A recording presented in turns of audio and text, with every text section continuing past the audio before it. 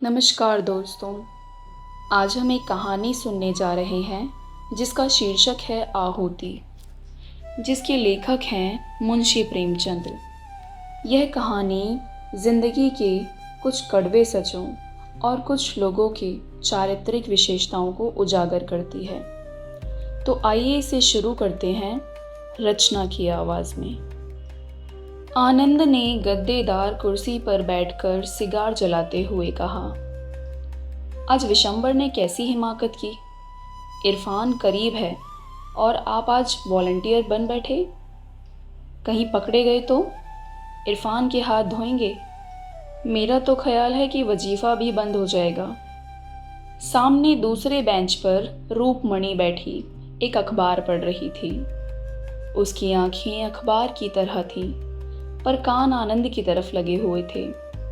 बोली, यह तो बुरा हुआ, तुमने समझाया नहीं। आनंद ने मुंह बनाकर कहा, जब कोई अपने को दूसरा गांधी समझने लगे तो उसे समझाना मुश्किल हो जाता है। वह उल्टे मुझे समझाने लगता है। रूपमणि ने अखबार को समेटकर बालों को संभालते हुए कहा, तुमने मुझे भी नहीं बताया, शायद मैं उसे रोक सकती। आनंद ने कुछ चिढ़ कर कहा, तो अभी क्या हुआ, अभी तो शायद कांग्रेस ऑफिस में ही हो, जाकर रोक लो। आनंद और विशंभर दोनों ही यूनिवर्सिटी के विद्यार्थी थे। आनंद के हिस्से में लक्ष्मी भी पड़ी थी, सरस्वती भी। विशंभर फूटी तकदीर लेकर आया था। प्रोफेसरों ने दया करके एक छोटा सा वजीफा दे दिया था, बस यही उसकी जीविका थी। रूपमणि भी साल भर पहले उन्हीं की समकक्ष थी, पर इस साल उसने कॉलेज छोड़ दिया था। स्वास्थ्य कुछ बिगड़ गया था। दोनों युवक कभी कभी उससे मिलने आते रहते थे। आनंद आता था उसका हृदय लेने के लिए, विशंभर आता था यूं ही। जी पढ़ने में ना लगता या घबराता तो उसके पास आकर बैठ जाता था। शायद उससे अपनी विपत्ति कथा कहकर उसका चित्त कुछ शांत हो जाता था। आनंद के सामने कुछ बोलने की उसकी हिम्मत ना पड़ती थी। आनंद के पास उसके लिए अनुभूति का एक भी शब्द ना था। वह उसे फटकारता रहता था, जलील करता था और बेवकूफ़ बनाता था। विशंभर में उससे बहस करने की सामर्थ्य ना थी।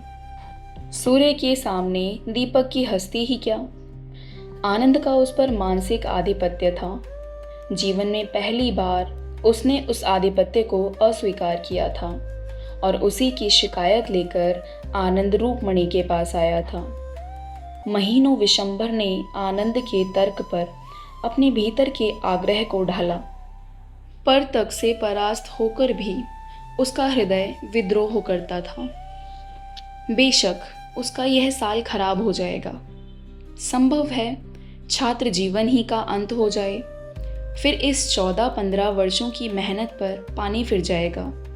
ना खुदा ही मिलेगा, विसाले सनम ही नसीब होगा। आग में कूदने से क्या फ़ायदा। यूनिवर्सिटी में रहकर भी तो बहुत कुछ देश का काम किया जा सकता है। आनंद महीने में कुछ ना कुछ चंदा जमा कर लिया करता था। दूसरे छात्रों से स्वदेशी की प्रतिज्ञा करा ही लेता है। विशंभर को भी आनंद ने यही सलाह दी। इस तर्क ने उसकी बुद्धि को तो जीत लिया, पर उसके मन को ना जीत सका। आज जब आनंद कॉलेज गया तो विशंभर ने स्वराज्य भवन की राह ली। आनंद कॉलेज से लौटा तो उसे अपनी मेज पर विशंभर का पत्र मिला। लिखा था, प्रिय आनंद, मैं जानता हूँ कि मैं जो कुछ करने जा रहा हूँ वह मेरे लिए हितकर नहीं है, पर न जाने कौन सी शक्ति मुझे खींचे लिए जा रही है। मैं जाना नहीं चाहता पर जाता हूँ, उसी तरह जैसे आदमी मरना नहीं चाहता पर मरता है, रोना नहीं चाहता पर रोता है। जब सभी लोग जिन पर हमारी भक्ति है ओखली में अपना सिर डाल चुके थे, तो मेरे लिए अब कोई दूसरा मार्ग नहीं है। मैं अब और अपनी आत्मा को धोखा नहीं दे सकता। यह इज्जत का सवाल है और इज्जत किसी तरह का समझौता नहीं कर सकती है। तुम्हारा विशंभर। खत पढ़कर आनंद की जी में आया कि विशंभर को समझाकर लौटा लाए, पर उसकी हिम्मत पर गुस्सा आया और उसी तैश में वह रूपमणि के पास जा पहुंचा। अगर रूपमणि उसकी खुशामद करके कहती जाकर उसे लौटा लाओ, तो शायद वह चला जाता, पर उसका यह कहना कि मैं उसे रोक लेती उसके लिए असहाय था। उसके जवाब में रोष था, रुखाई थी और शायद कुछ हसद भी था। रूपमणि ने गर्व से उसकी ओर देखा और बोली, अच्छी बात है, मैं जाती हूँ। एक क्षण के बाद उसने डरते डरते पूछा, तुम क्यों नहीं चले जाते? फिर वही गलती। अगर रूपमणि उसकी खुशामद करके कहती तो आनंद जरूर उसके साथ चला जाता, पर उसके प्रश्न में पहले ही यह भाव छिपा था कि आनंद जाना नहीं चाहता। अभिमानी आनंद इस तरह नहीं जा सकता। उसने उदासीन भाव से कहा, मेरा जाना व्यर्थ है, तुम्हारी बातों का ज्यादा असर होगा। मेरी मेज पर यह खत छोड़ गया था। जब वह आत्मा और कर्तव्य और आदर्श की बड़ी बड़ी बातें सोच रहा है और अपने को कोई भी ऊंचे दर्जे का आदमी समझ रहा है, तो मेरा उस पर कोई असर ना होगा। उसने जेब से पत्र निकालकर रूपमणि के सामने रख दिया। इन शब्दों में जो संकेत और व्यंग्य था, उसने एक क्षण तक रूपमणि को उसकी तरफ देखने न दिया। आनंद के इस निर्दय प्रहार ने उसे आहत सा कर दिया था, पर एक ही क्षण में विद्रोह की एक चिंगारी सी उसके अंदर जा घुसी। उसने स्वच्छंद भाव से लेकर पत्र को पढ़ा सिर्फ आनंद के प्रहार का जवाब देने के लिए, पर पढ़ते पढ़ते उसका चेहरा तेज से कठोर हो गया, गर्दन तक गई, आंखों में उत्सर्ग की लाली आ गई। उसने मेज पर पत्र रखकर कहा, नहीं, अब मेरा जाना भी व्यर्थ है। आनंद ने उसकी विजय पर फूल कर कहा, मैंने तो तुमसे पहले ही कह दिया था, इस वक्त उसके सिर पर भूत सवार है, उस पर किसी के समझाने का कोई असर ना होगा। जब साल भर जेल में चक्की पीस लेंगे और वहां से तपेदिक लेकर निकलेंगे या पुलिस के डंडों से सिर और हाथ पांव तोड़वा लेंगे, तो बुद्धि ठिकाने आवेगी। अभी तो जय जयकार और तालियों के स्वप्न देख रहे होंगे। रूपमणि सामने आकाश की ओर देख रही थी। नीले आकाश में एक छाया चित्र सा नजर आ रहा था। दुर्बल सूखा हुआ नग्न शरीर, पुर्जों तक धोती, चिकना सिर, पोपला मुंह, तप, त्याग और सत्य की सजीव मूर्ति। आनंद ने फिर कहा, अगर मुझे मालूम हो कि मेरे रक्त से देश का उद्धार हो जाएगा, तो मैं आज उसे देने को तैयार हूँ। लेकिन मेरे जैसे 150 आदमी निकल ही आए तो क्या होगा? प्राण देने के सिवा तो कोई और प्रत्यक्ष फल नहीं दिखता। रूपमणि अब भी वहीं छाया चित्र देख रही थी। वही छाया मुस्कुरा रही थी, सरल मनोहर मुस्कान जिसने विश्व को जीत लिया है। आनंद फिर से बोला, जिन महाशयों को परीक्षा का भूत सताया करता है, उन्हें देश का उद्धार करने की सोचती है। पूछिए, आप अपना उद्धार तो कर नहीं सकते, देश का क्या खाक उद्धार कीजिएगा? इधर फेल होने से उधर के डंडे फिर भी हल्के हैं। रूपमणि की आंखें आकाश की ओर थीं। छाया चित्र और कठोर सा हो गया था। आनंद ने जैसे चौंक कर कहा, हाँ, आज बड़ी मज़ेदार फिल्म है, चलती हो? पहले शो से लौट आएं। रूपमणि ने जैसे आकाश से नीचे उतरकर कहा, नहीं, मेरा जी नहीं चाहता। आनंद ने धीरे से उसका हाथ पकड़कर कहा, तबीयत तो अच्छी है। रूपमणि ने हाथ छुड़ाने की चेष्टा न की, बोली, हाँ, तबीयत में क्या हुआ है? तो चलती क्यों नहीं? आज जी नहीं चाहता, तो फिर मैं भी ना जाऊंगा। बहुत ही उत्तम, टिकट के रुपए कांग्रेस को दे दो। यह तो टेढ़ी शर्त है, लेकिन मंजूर। कल रसीद मुझे दिखा देना। तुम्हें मुझ पर इतना विश्वास भी नहीं? आनंद हॉस्टल चला।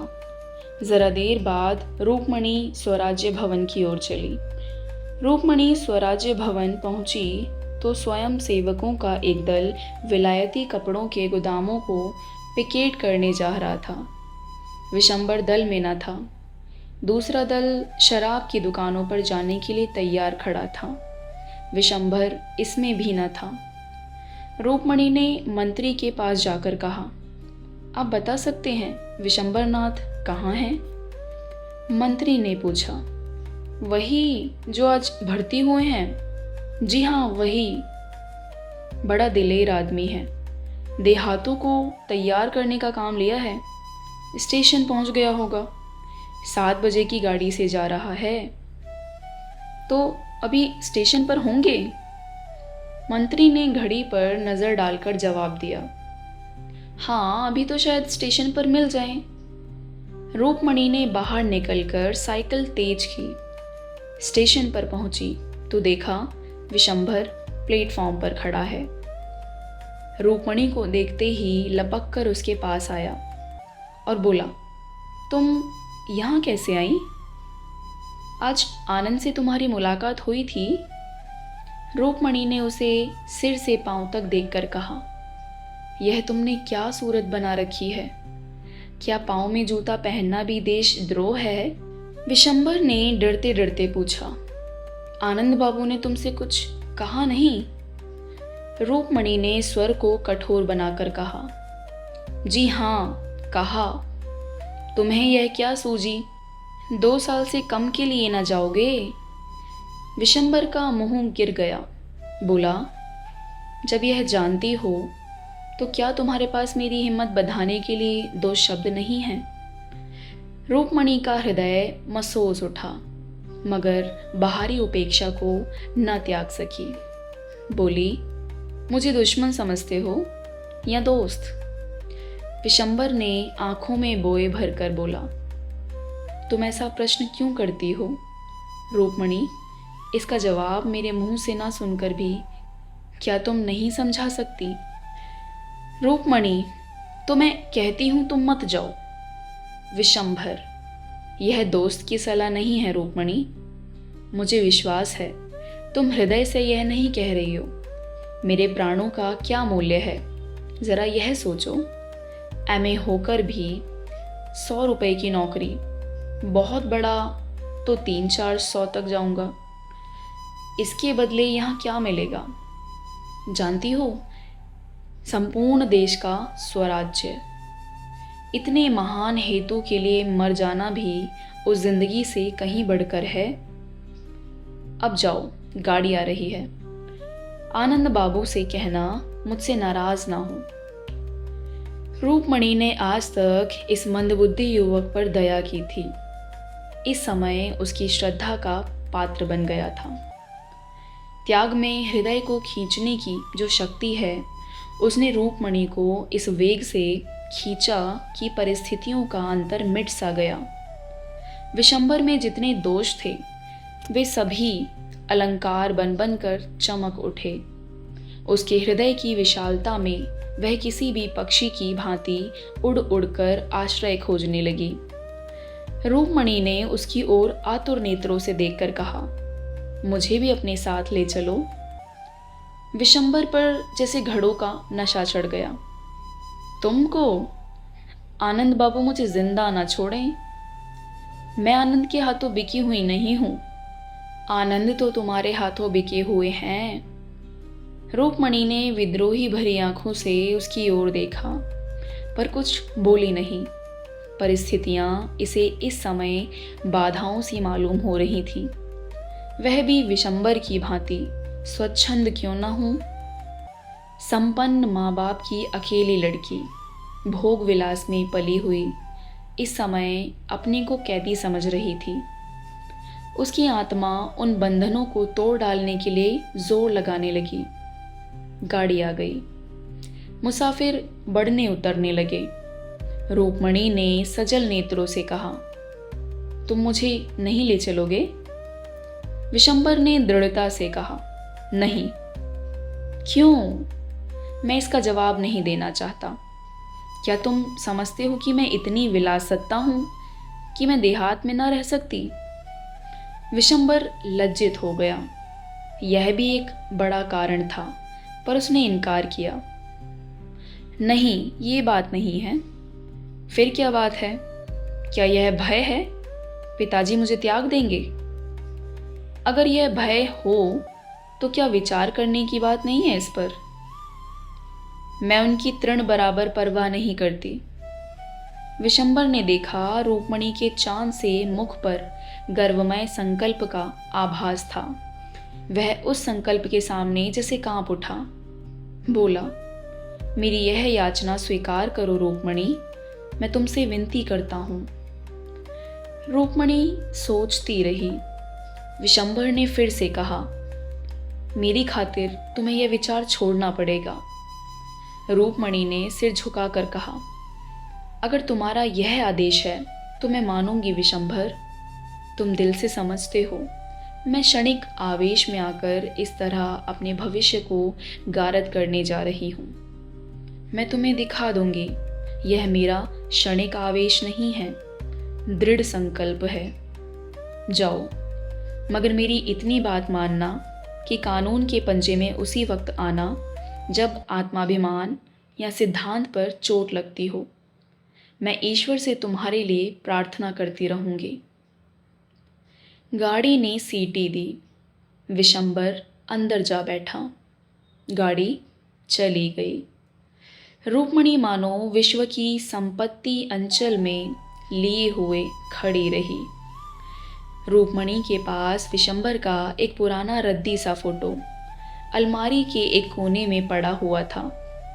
आज स्टेशन से आकर उसे ऐसा निकाला कि जैसे मखमली फ्रेम में लगाकर मेज पर रखने का दिल किया हो, और फ्रेम में लगाकर उसने उसे मेज पर रख दिया। आनंद का फोटो वहां से हटा दिया गया।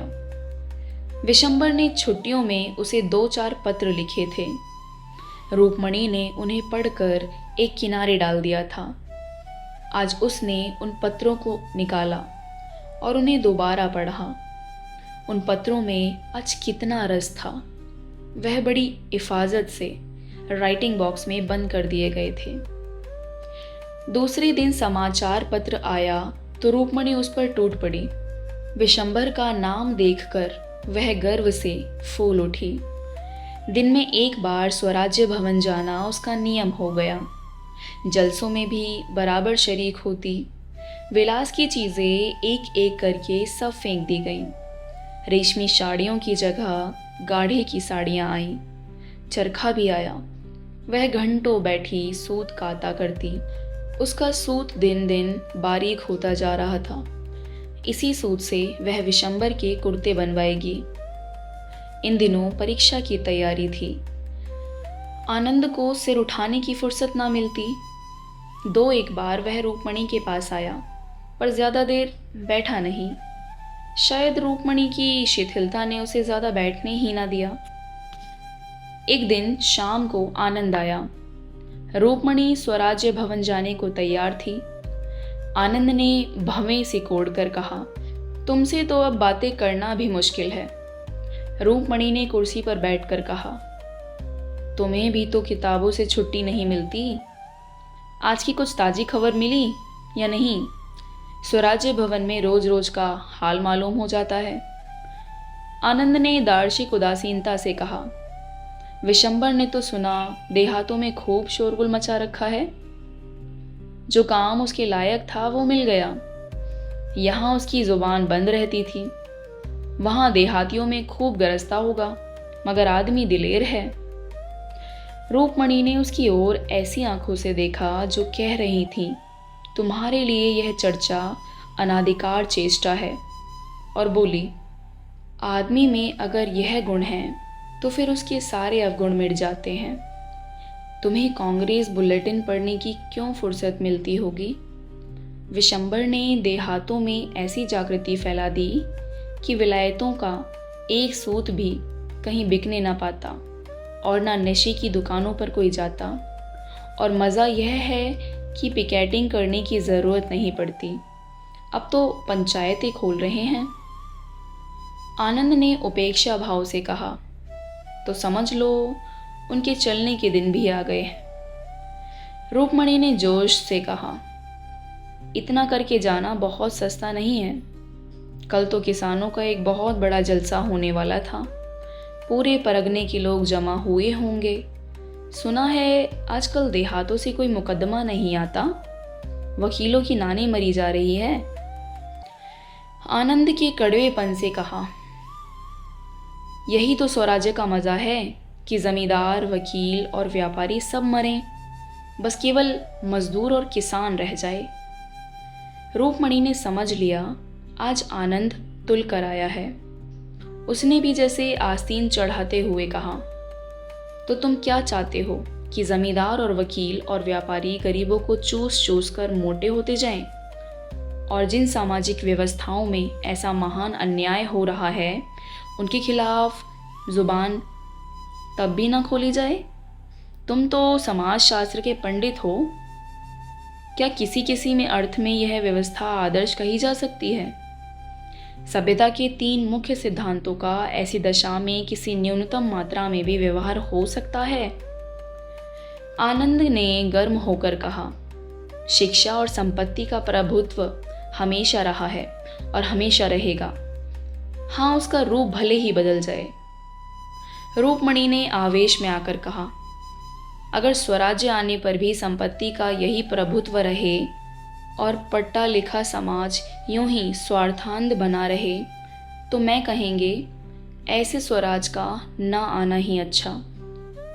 अंग्रेजी महाजनों की धन लौतुपता और शिक्षितों को स्वहित ही आज हमें पीछे डाल रहा है। जिन बुराइयों को दूर करने के लिए आज हम प्राणों को हथेली पर लिए हुए हैं, उन्हीं बुराइयों को क्या प्रजा इसलिए सिर बढ़ाएगी कि वे विदेशी नहीं स्वदेशी हैं? कम से कम मेरे लिए तो स्वराज्य का यह अर्थ नहीं है कि जॉन की जगह गोविंद बैठ जाएं। मैं समाज की ऐसी व्यवस्था देखना चाहती हूँ जहाँ कम से कम विषमता को आश्रय ना मिल सके। आनंद, यह तुम्हारी निज की कल्पना है। रूपमणि, तुमने अभी इस आंदोलन का साहित्य पढ़ा ही नहीं। आनंद, ना पढ़ा है ना पढ़ना चाहता हूँ। रूपमणि, इससे राष्ट्र की कोई बड़ी हानि ना होगी। आनंद, तुम तो जैसे वह रही ही नहीं, बिल्कुल काया पलट हो गई हो। सहसा डाकिये ने कांग्रेस बुलेटिन लाकर मेज पर रख दिया। रूपमणि ने अधीर होकर उसे खोला। उसके शीर्षक पर नजर पड़ते ही उसकी आंखों में जैसे नशा सा छा गया। अज्ञात रूप से गर्दन तन गई और चेहरा एक अलौकिक तेज से दमक उठा। उसने आवेश में खड़ी होकर कहा, विशंबर पकड़ लिए गए हैं और 2 साल की सजा हो गई है। आनंद ने विरक्त मन से पूछा, किस मामले में सजा हुई?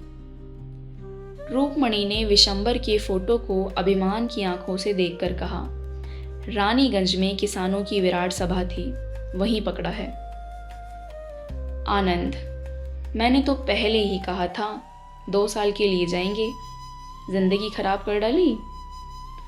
रूपमणि ने फटकार लगाई, क्या डिग्री ले लेने से ही आदमी का जीवन सफल हो जाता है? सारा शान, सारा अनुभव पुस्तकों में ही भरा हुआ है। मैं समझती हूँ संसार और मानवीय चरित्र का जितना अनुभव विशंबर को 2 सालों में हो जाएगा, उतना दर्शन कानून की पोथियों से तुम्हें 2 वर्षों में भी ना होगा। अगर शिक्षा का उद्देश्य चरित्र बल मानो तो राष्ट्र संग्राम में मनोबल के जितने साधन हैं, पेट के संग्राम में कभी हो ही नहीं सकते। तुम यह कह सकते हो कि हमारे लिए पेट की चिंता ही बहुत है, हमसे तो और कुछ हो ही नहीं सकता। हम में ना उतना साहस है, ना बल, ना धैर्य, ना संगठन।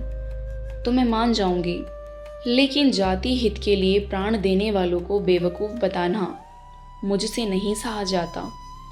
विशंबर के इशारे पर आज लाखों आदमी सीना खोलकर खड़े हो जाएंगे। तुम में है जनता के सामने खड़े होने का हौसला?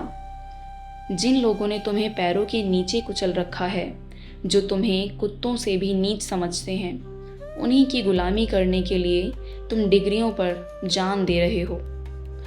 तुम इसे अपने लिए गौरव की बात समझो, मैं नहीं समझती। आनंद तिलमिला उठा, बोला, तुम तो पक्की क्रांतिकारी हो गई हो। इस वक्त रूपमणि ने उसे आवेश में आकर कहा, अगर सच्ची खरी बातों में तुम्हें क्रांति की गंध मिले तो मेरा दोष नहीं। आज विशंबर को बधाई देने के लिए जलसा जरूर होगा, क्या तुम उसमें जाओगी? रूपमणि ने उग्र भाव से कहा, जरूर जाऊंगी, बोलूंगी भी, और कल रानीगंज भी चली जाऊंगी। विशंबर ने जो दीपक जलाया है वह मेरे जीते जी घुसने ना पाएगा। आनंद ने डूबते हुए आदमी की तरह तिनके का सहारा लिया। अपनी अम्मा और दादा से पूछ लिया है? पूछ लूंगी, और वह तुम्हें अनुमति भी दे देंगे। सिद्धांत के विषय में अपनी आत्मा का आदेश सर्वोपरि होता है। अच्छा, यह नई बात मालूम हुई। यह कहता हुआ आनंद खड़ा हुआ और बिना हाथ मिलाए कमरे के बाहर निकल गया। उसके पैर इस तरह लड़खड़ा रहे थे कि अब गिरा, अब गिरा।